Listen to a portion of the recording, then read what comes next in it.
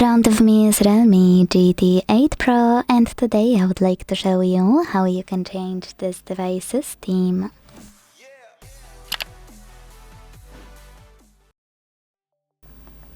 All you need to do is find an app called Theme Store and tap on it.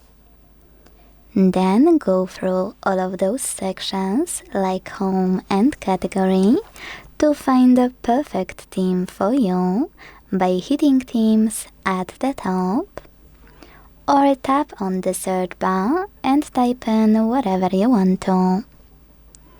When you find the perfect theme, you can either buy it or tap on Apply right away if it's a free one.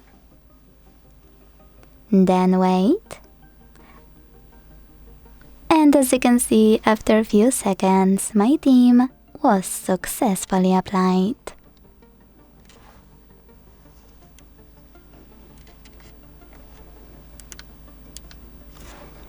If you wanna go back to your default one, go into Theme Store again. This time select Me at the bottom right corner, hit My Resources, and tap on Apply under any of your default themes. Then wait again.